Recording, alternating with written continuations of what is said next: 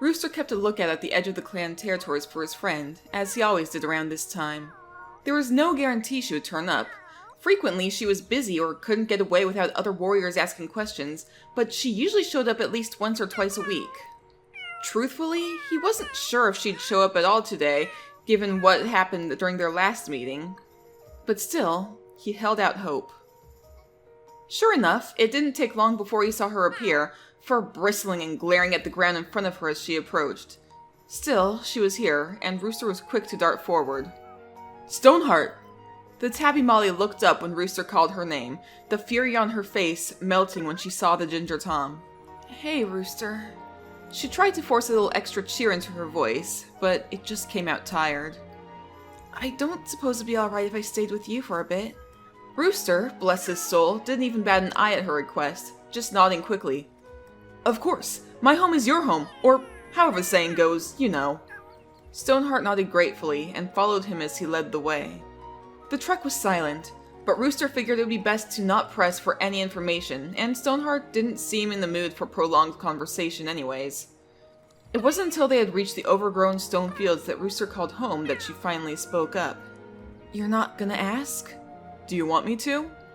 Stoneheart glanced away from the earnest expression on Rooster's face. "Yes. No.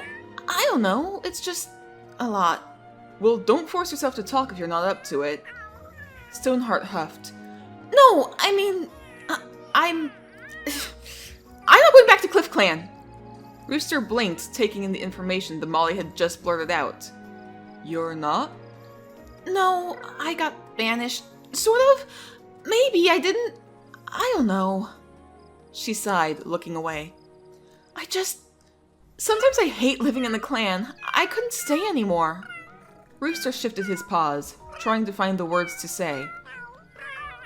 "Well, in that case, maybe we could make our own clan," he joked. "And we'd live by our own rules, and the other clan cats couldn't tell us what to do." It was a half-hearted attempt at humor, but luckily Stoneheart gave a small chuckle anyway. "Our own clan, huh?" I mean, just an idea, but..." Rooster trailed off with a shrug. Stoneheart looked back at him thoughtfully. Well, it's kind of a ridiculous idea, but maybe you're onto something." "I am?" "I mean, I did say maybe." Stoneheart flicked his flank with the tip of her tail. "But thanks. You're a great friend." Rooster ducked his head, bashfully. "Get some rest. We can talk more in the morning."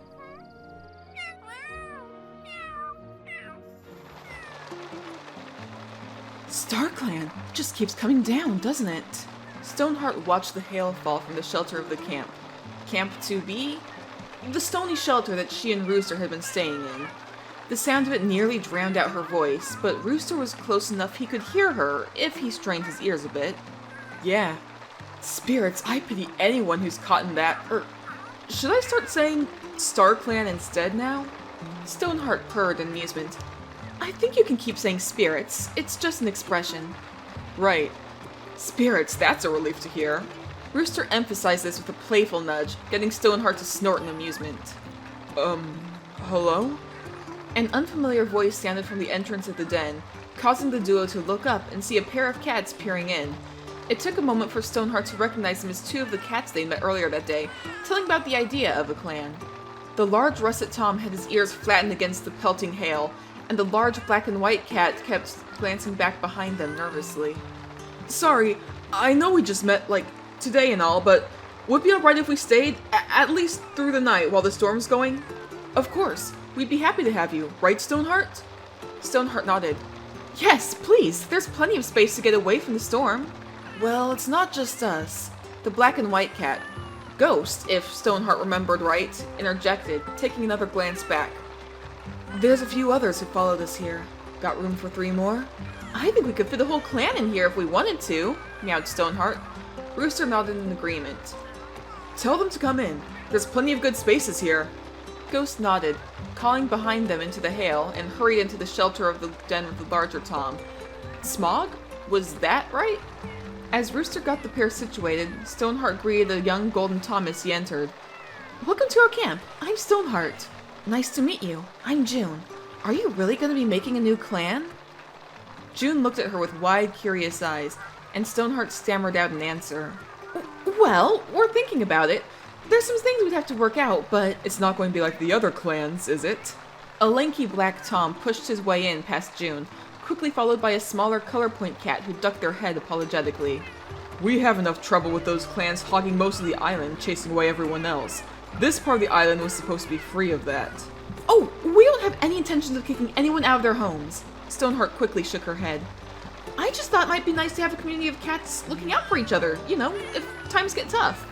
Sharing food, helping out, and all that. Nobody has to leave their homes. The black Tom looked unconvinced, but their partner gave them a nudge. Come on, Nari, we can sleep on it until the storm ends. But for the record, I do like the sound of it. The last part was directed at Stoneheart with a friendly blink. Nari heaved a sigh and grumbled, but followed them deeper into the den, where June had already claimed a bed. Stoneheart poked her head outside to make sure no more cats were waiting to come inside, before ducking her head back in. Looking around, she could see the way the other cats were tucking into nests and making conversation with each other. Honestly, it felt like home. It felt like this could be the start of a new clan. Could it?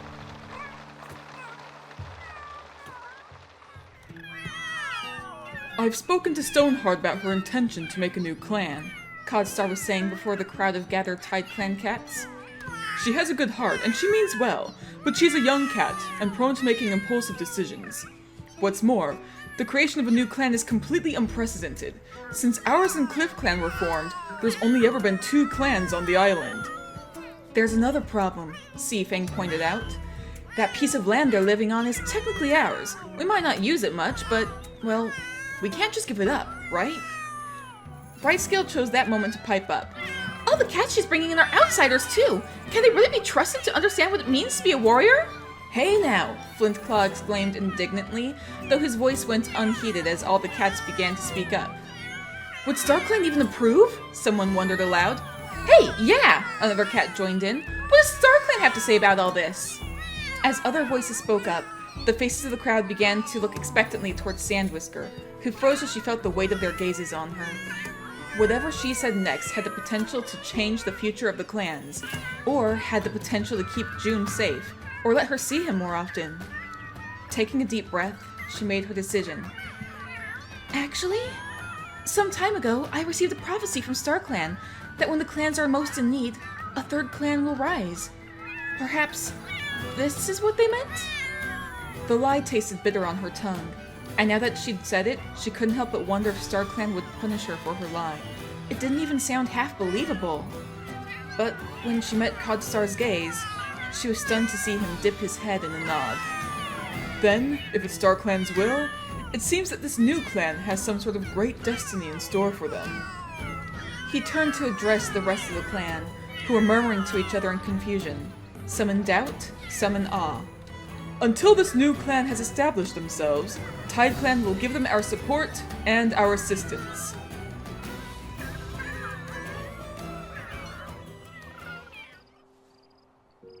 Foxtongue! Sandwhisker cursed to herself as she rummaged through the already limited supply of herbs stored in the newly dubbed Healer's Den. In the span of just a single night, it had gone from nearly empty to packed with 3 injured cats, 2 healers, and Nari, who, thankfully, appeared to be uninjured himself when they looked him over. But now he was guarding the entrance to the den, talking with an anxious lamb. Brightscale's injuries were simple to treat, and he'd probably be back up and about shortly. For now, though, he was sleeping through the pain. Sifling had been bit pretty badly on his muzzle, and of course he wouldn't stop trying to talk when they really needed to keep him still so they could bandage him. And then Stoneheart. The poor Molly had been mauled pretty badly by the fox, and was currently unconscious.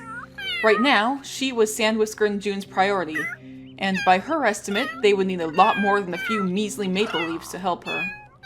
Thankfully, before she could work herself up about the lack of herbs, June brushed up beside her. Hey, it's alright. I can take a patrol with me to go looking for herbs. What do we need? Well, wolfsbane would be best for a fox bite, but even peppermint or plasma beetle would be a good help. And cobwebs or snakeskin to bandage the wounds, since we'll need to change them periodically. June nodded. Got it. I promise I'll be right back. Sandwhisker couldn't help but press her muzzle into her fellow healer's shoulder. Be careful. If that fox is still out there, I will. I won't be alone. And maybe I can get Nari out of the way with this important mission, huh? His whiskers twitched in amusement, but his eyes were serious as he stepped away. Be back soon. Sandwhisker watched as he approached Nari and Lamb and exchanged a few words, and then disappeared from the view of the den. She was worrying for no reason. She had to be. June was going to come back safe to her, and to their... Well, that was a touching display. Sandwhisker spun around to see that Seafang had been watching closely from his nest. If I didn't know any better, I'd say it was almost like a queen seeing their maid off for a dangerous mission. He sniffed at the air. Smells like one too. But you know better than that, wouldn't you, Sandwhisker?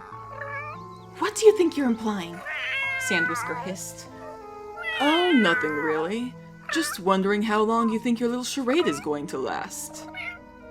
There was a moment of silence as the two cats stared each other down, the thinly veiled threat lingering in the air.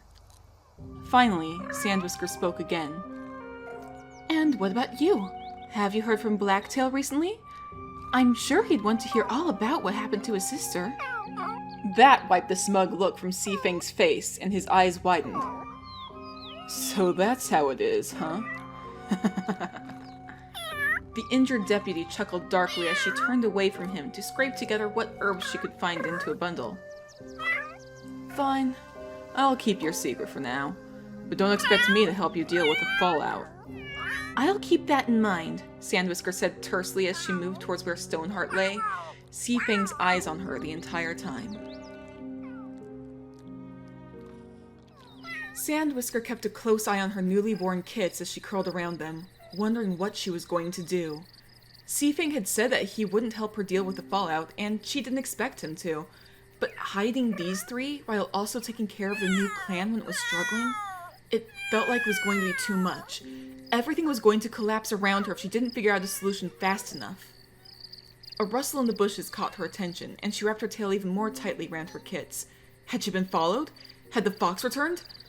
As the unknown figure emerged from the bushes, she snarled, ready to defend her kits with her life if that's what it took. Whoa, sorry, I didn't mean to scare you. Wait, are those kits?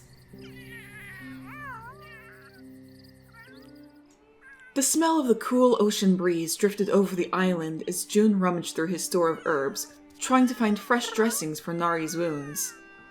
The Black Tom watched him with an expression that clearly painted how bored he was from being stuck in the camp the past few days. June didn't blame him. He was getting pretty restless himself, not being able to go out and search for Sandwhisker when his clan... was it a clan yet? Needed him. Right, he muttered, snagging a bundle of cobwebs tucked in the back with a claw. Well, let's get you treated for the day, and then you can... Sandwhisker's back! Lamb's shout from the entrance of the camp caused June to drop the bundle he was holding, immediately turning towards the den entrance. It took him a moment to remember his patient, and he sheepishly looked back at Nari. The other cat glared at him for a moment before looking away with a huff. Oh, just go already, he grumbled. I'll still be here, not like I have anywhere better to be. June ducked his head and mumbled an apology before slipping out into the main camp area. Many cats were gathered around Sandwhisker, asking all sorts of questions. She answered them with reassurances that she was fine, really. Among the cats, Seafang gave her an odd look. Whatever happened, it's good that there were no issues with your return. He put an odd emphasis on no issues, and it was only because June knew her so well that he caught Sandwhisker falter slightly at the comment. Yes, well, I have my duties here, right? Seafang nodded stiffly and stalked away, prompting the other cats to begin dispersing as well. June approached Sandwhisker as the others' attention drifted away, leaning close. She'd covered up her scent well, and there was no sign of the kits he'd known she was expecting. Are you really okay, Sandwhisker? He murmured. What happened out there? What about the... I'm fine, really. She cut him off. I'll tell you about it later.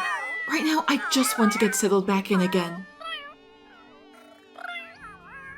Stoneheart ducked her head through the foliage after Sandwhisker, following the healer to where Seafang and Nari were already waiting. Ah, good, you're here, said Seafang.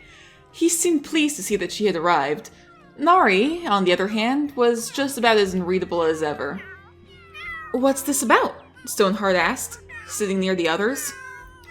"Well," Sandwhisker began, "we wanted to discuss the future of your new clan." Sifeng nodded. "Indeed. We were already talking with Nari about this. You see, Sandwhisker and I have been discussing this while we've been here, and from our observations, we feel that Nari here is most qualified to lead the new clan." "Oh!" Stoneheart couldn't help but feel a little surprised. The Black Tom had never seemed that interested in sticking around. Then again, Rooster had been speaking very highly of him recently. Maybe something had changed since the fox attack. "Well, congratulations, Nari." Nari didn't glance her way, simply humming in acknowledgement that he'd heard her. "So, why did you call me here then?" "You know the most about clan life, do you not?" Nari spoke for the first time, inspecting one of his paws and still not looking at Stoneheart directly. "You are also the one who brought all of us together, and when the Tide Clan cats leave, we'll need your knowledge. As leader, I'll need someone who knows what they're doing to be my deputy, so why wouldn't I choose you?" Stoneheart was speechless for a moment. "You want me to be your deputy?" Nari's eyes flicked to her for the first time in this entire conversation. "That's what I said, isn't it?" His voice sounded mildly annoyed, but there was no real fire behind the words. "Thank you," Stoneheart stammered. "This is a huge honor. I promise I won't let you down." Something in Nari's eyes softened, and he glanced away with a stiff nod. "There's a bit more than that," Sifeng went on. "Your clan is going to need a name. Fortunately, that's not so difficult a task. Nari's right that you're the one who brought this new clan together, and it helps that there's some fairly stony territory around this side of the island." It took a moment for the meaning of Sifeng's words to kick in. "Wait, are you saying—" Sandwhisker purred. "Congratulations on becoming the first deputy of StoneClan, Stoneheart."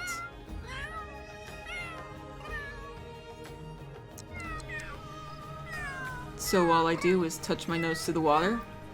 "Yes, or you could drink a few drops. Either works." "Right. Let's see how this goes then."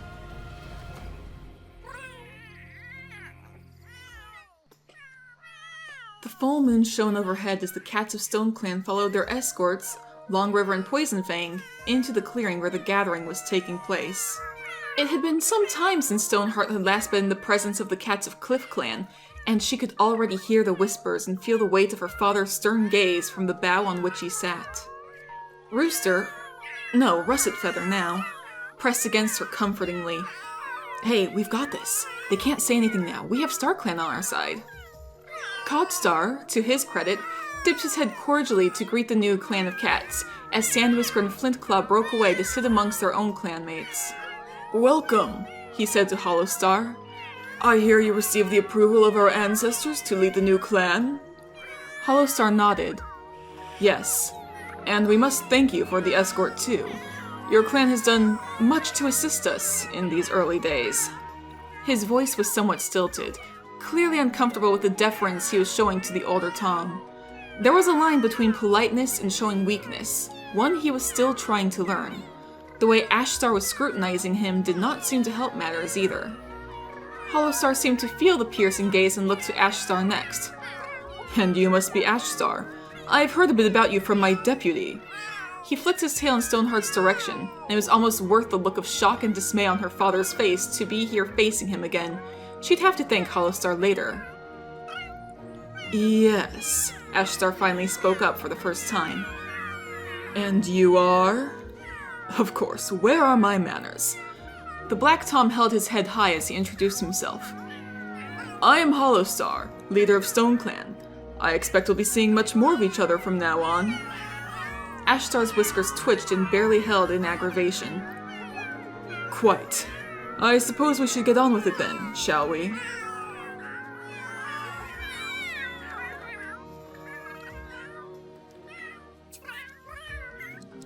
"You're back!" Yuna's melodic meow greeted the returning cats of StoneClan. Sandwhisker and Flintclaw had gone home with Tide Clan, and Hollowstar had agreed to send the rest of the Tide Clan cats home once Sifeng was recovered. For now, Russet Feather purred as he stepped forward to greet the brown kitty pet. In his peripheral vision, he could see Woollytail greeting Hollowstar and saying something quietly to him that had his eyes blown wide in shock. "Hey, hope you didn't mind us leaving you here?" "Not at all, but you won't believe what happened." As Russet Feather opened his mouth to ask, a high-pitched mewl interrupted him, and he turned to watch as two tiny blurs barreled out of one of the dens, and a calico kit bowled over in a heap at the paws of an alarmed Hollowstar, a light ginger kit crashing into them shortly after. "Turtle, Pounce! Don't go running off like that! You need to stay where I can see you!" A lithe calico Molly pushed her way out into the clearing as well, scolding the kits, as three more tiny faces peeked out. Hollowstar gingerly stepped away from the kits as he regarded the queen standing in their camp. "Woollytail was just telling me about your arrival. I take it you're these kits' mother?" "Yes, and I'm so sorry for the trouble they're causing. 5 kits are more of a handful than I thought they would be." She took a breath, composing herself before continuing. "Anyways, my name is Ivy, and I've heard a bit about your clan from a friend of mine, and I'd like to join."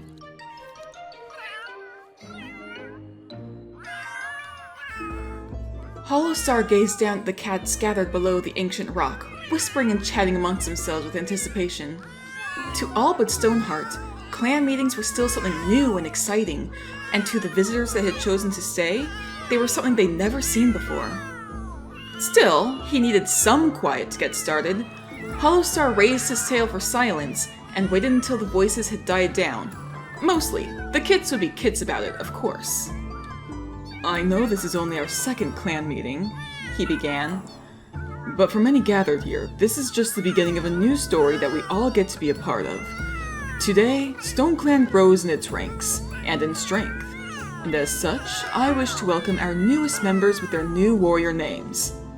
He paused as the cats below cheered.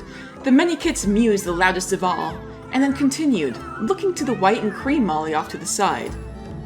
"Snowfeather, you've already chosen a name for yourself, and we recognize you as a warrior of StoneClan.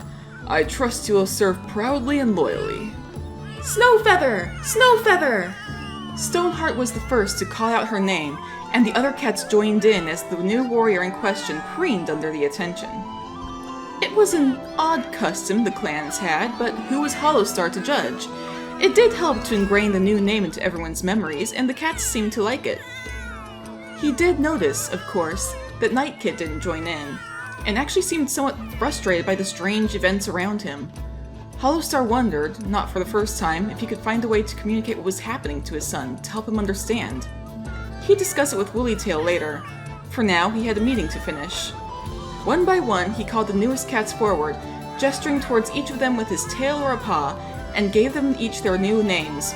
Yuna became Yewberry, Tundra became Tundrastripe, and Ivy became Ivy Dapple. As the newly named Ivy Dapple's name was being echoed by the clan, Golden Kit ran forwards, joined by their siblings. "What about us?" he squealed. "Do we get warrior names too?" "Yeah," Blaze Kit joined in. "I want a warrior name." "Me too." The other kids began joining in, and Hollowstar suppressed the amused purr rising in his throat. "I'm afraid you're all a bit too young for a full warrior name, but if I'm not mistaken, you're almost ready to become apprentices. When that day comes, we'll have a special ceremony for you all."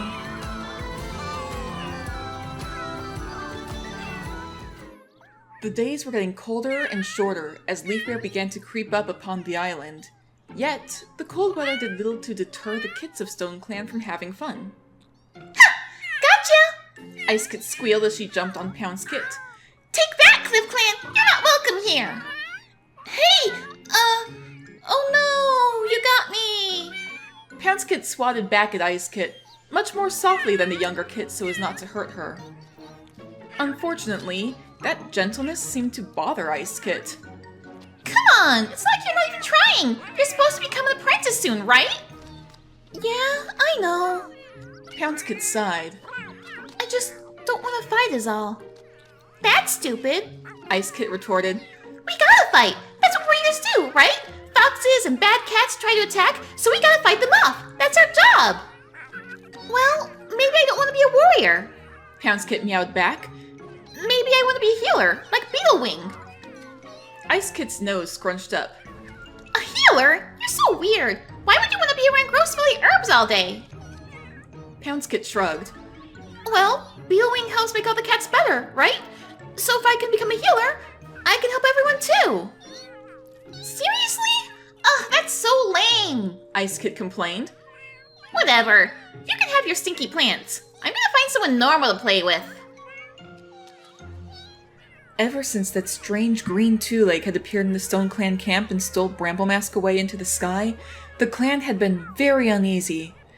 Nobody knew what it could have meant, and all sorts of theories flew around, from the whole event being a sign from StoneClan to the idea that the two-leg was actually a monster who ate cats. Whatever the truth was, everyone knew better than to speculate near Tundra Stripe. He'd taken the loss of his sister the hardest. And yet, life moved forwards, and as Leafbear approached, Ivy Dapple's kits had finally reached 6 moons of age. Now the clan was gathered below the ancient rock as the very first kits of the clan were made into apprentices. To call it the first apprentice ceremony wouldn't be accurate, considering the additions of Fishpaw and Aspenpaw, but was still a momentous occasion.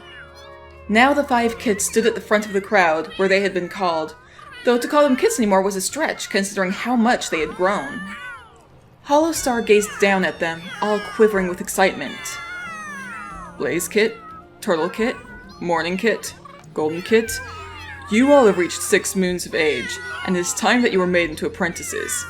From this day forward until you receive your warrior name, you will be known as Blazepaw, Turtlepaw, Morningpaw, and Goldenpaw. He left out Pounce-Kit deliberately, but she didn't seem upset. She knew her moment was coming shortly. Blazepaw! Turtlepaw! Morningpaw! Goldenpaw! The new apprentices' names were cheered loudly by the cats of the clan, Ivy Dapple and Pounce-Kit's voices the loudest of all. Hollowstar raised his tail for silence and turned his gaze out towards the crowd. Tundra Stripe, step forward if you please. The large Tom seemed surprised at the request, but did as he was told. Tundra Stripe, you've been with the clan for just as long as these kits, and have since shown yourself to be dedicated and resilient, and I believe you are ready to take on an apprentice. You will be the mentor of Blazepaw, and I expect you to pass on all you know to him. The young apprentice eagerly bounded forwards to touch noses with Tundra Stripe, and Hollowstar was relieved to see that the warrior greeted Blazepaw with the same warmth he was always known for. Hopefully, having an apprentice to train would distract him from his grief. One by one, he called up Russet Feather to become Goldenpaw's mentor, Shade Frost as Turtlepaw's mentor, and Ewberry as Morningpaw's, all of them greeting their new apprentices with a sense of pride. As Hollowstar waited for the clan's clamor to die down so he could continue, Ivy Dapple called out, "What about Pounce-Kit? Don't they get to become an apprentice too?" I was just about to get to them, Hollowstar answered. Pounce-Kit, if you'd come forward. The pale ginger kit stepped forwards as all her siblings took a step back with their respective mentors. Pounce-Kit, you have expressed an interest in becoming a healer, so until that day arrives, you will be known as Pouncepaw. Pouncepaw! Pouncepaw!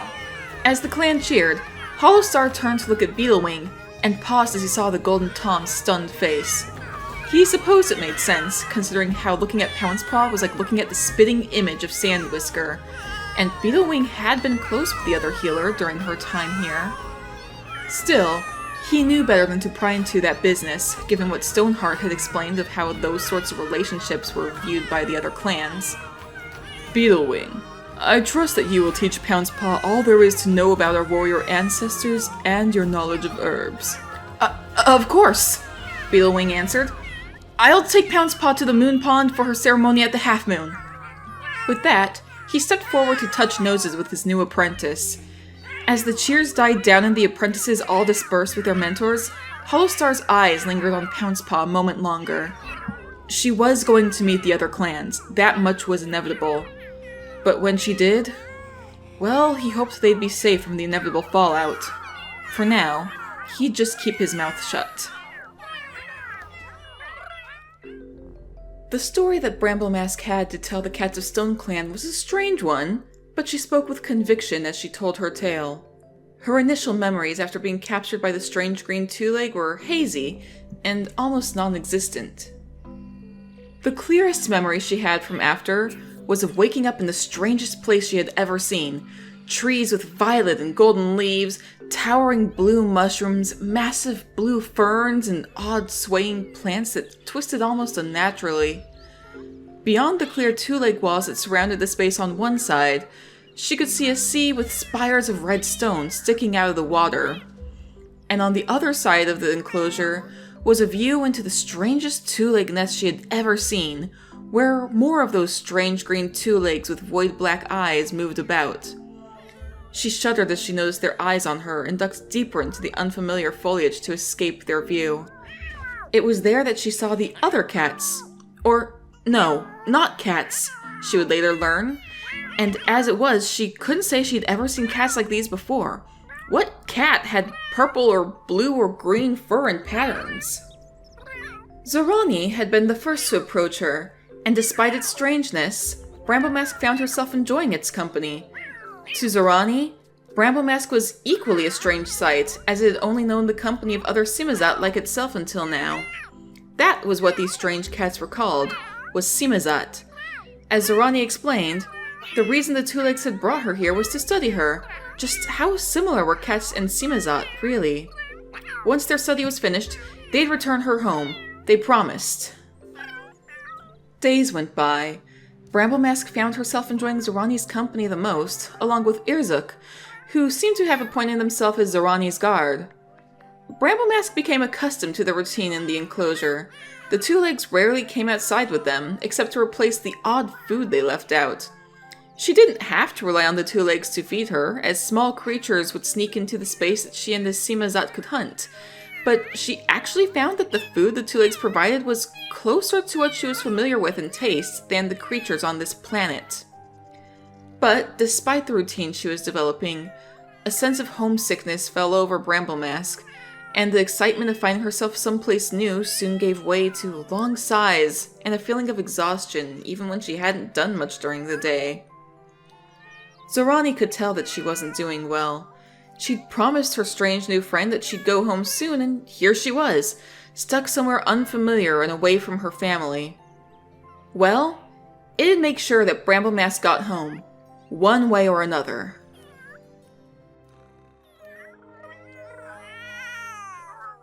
An odd silence fell over the gathered StoneClan cats as Bramblemask finished her tale, a few cats exchanging odd looks or whispering to each other. Yewberry was the first to speak up. Okay, but seriously, where were you? I just explained. The Simazat said it's another world, far away in the stars. Yeah, you said that, but there's no way you actually expect us to believe that. Yewberry looked Bramblemask over carefully. Unless whatever that two-leg did to you made you lose it. Hey! Tundrastripe stepped forward, glaring at the brown Molly. That's uncalled for. It's fine, Tundrastripe, Bramblemask meowed, giving her brother a reassuring look. I get it. It does sound crazy if you haven't lived through it. But I promise it's true, and I can prove it. Alright, that's enough. The cats all split apart to make way for Stoneheart and Hollowstar as they approached. Clearly, Bramblemask has been through a lot and is probably exhausted. She needs to rest after everything. Hollowstar nodded in agreement. Tundrastripe, you help Bramblemask to the Warrior's Den. Pouncepaw, you find Beetlewing and have him check her over when she's feeling up for it. Right! The Ginger Molly scrambled off to find her mentor. Bramblemask sighed as the cloud began to break apart. Look, I promise I'm fine. I don't need all this fuss. You've been traveling for a long time, Tundrastripe protested. Come on, you can tell me more about these Simazat folks. As they brushed past the deputy, Stoneheart caught Bramblemask's attention and murmured, It's good to have you back. Thanks. It's good to be back.